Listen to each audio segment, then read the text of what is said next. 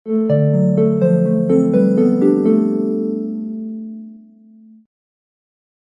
And welcome to the World Wide Post. दोस्तों आज हम एक बहुत ही ज्यादा इंटरेस्टिंग टॉपिक के बारे में डिस्कस करेंगे। रीजन न्यूज के मुताबिक मालदीव्स के 2 मिनिस्टर्स को अरेस्ट किया गया है, जिनमें से एक फॉर्मर मिनिस्टर थी, क्योंकि इन पर इल्जाम है कि वो ब्लैक मैजिक यानी काला जादू यूज कर रही थी करंट प्रेसिडेंट मोहम्मद मुर्जू पर।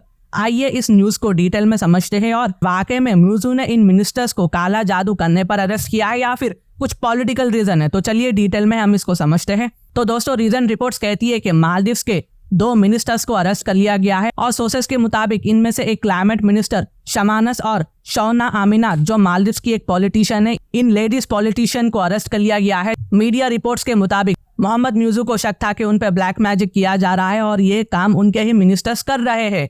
अब देखो, अलग से मुझे ये भी कहना पड़ेगा कि अब तक जो रिपोर्ट्स आ रही है उनके मुताबिक ये सब कुछ सिर्फ शक और इल्जाम पर बेस्ड है। पुलिस ने ऑफिशियली अब तक कोई कॉन्क्रीट एविडेंस या प्रूफ प्रेजेंट नहीं किया है जो ये कंफर्म करते हैं कि ये female ministers in black magic में इन्वॉल्व है।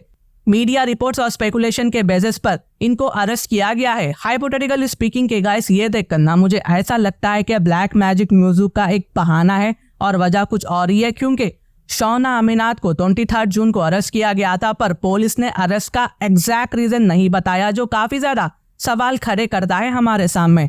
अगर ये लेडी मिनिस्टर ब्लैक मैजिक कर रही थी तो एटलीस्ट उसकी फोटो मिलती, या ब्लैक मैजिक पर मुर्जू की तो भी फोटो मिलती, वो भी नहीं मिली, या फिर कोई वीडियो मिल जाती।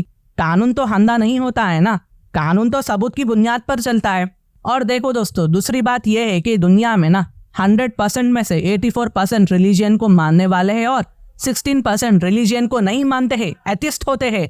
अब जाहिर सी बात है, जो मेजर रिलीजियन को मानने वाला है यानी 84% पीपल ब्लैक मैजिक को गलत समझते हैं, जादू टोना को गलत मानते हैं, और जो 16% पीपल है वो इसे अंधविश्वास कहते हैं। और दोस्तों, जो 84% लोग रिलीजियन को मानने वाले हैं उस पर उनका रिलीजियन क्या कहता है वो भी हमें जानना जरूरी है, लेकिन वो मैं आगे बोलूंगा।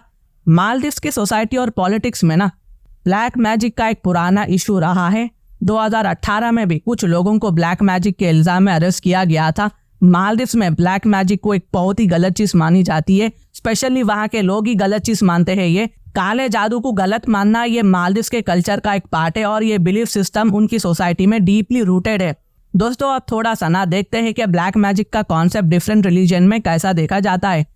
हिंदुइज्म में ब्लैक मैजिक या इलीगल ब्लैक मैजिक को अनएथिकल और डेंजरस माना जाता है। ये सुपरनैचुरल पावर्स को हार्मफुल पर्पस के लिए यूज करने को रिफर करता है। भगवत गीता की टीचिंग्स कहती है कि राइटेनियस धर्म, एथिकल कंडक्ट और स्पिरिचुअल ग्रोथ पे हमें फोकस करना चाहिए। ब्लैक मैजिक का प्रैक्टिस नेचुरल हार्मनी को डिसरप्ट करता है और नेगेटिव कॉन्सिक्वेंसेस को लाता है, यानी हिंदुइज्म में भी ये गलत चीज मानी जाती है।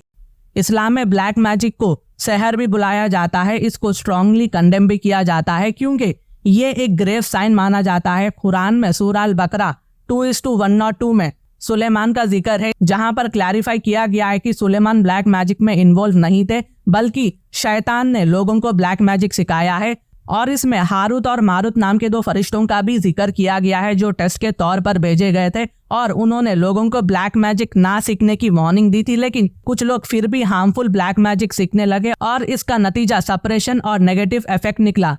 सिखिज्म में गुरु ग्रंथ साहिब, जो सिखों का होली स्क्रिप्चर है, devotion to God, ethical living और स्पिरिचुअल एनलाइटमेंट पे फोकस किया गया है। इस पर ये सुपरस्टिक्शन प्रैक्टिसेस जैसे कि ब्लैक मैजिक और विचक्राफ्ट को कंडेम किया गया है इसमें भी, और इसका रेफरेंस है गुरु ग्रंथ साहिब अंग 1251। तो सीधा सीधा सिखों में भी ब्लैक मैजिक को इलीगल माना जाता है। अगर मैं क्रिश्चियनिटी की बात करूँ तो बाइबल में भी ब्लैक मैजिक और विचक्राफ्ट को स्ट्रांगली कंडेम किया गया है।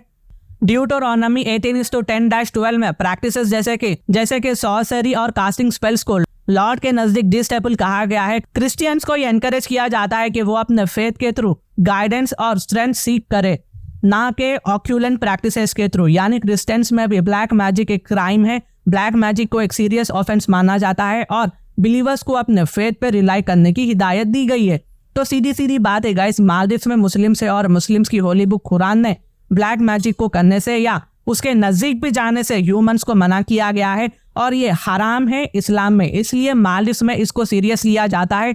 इनफैक्ट इंडियन में भी ब्लैक मैजिक करने पर बहुत बड़ी सजा है।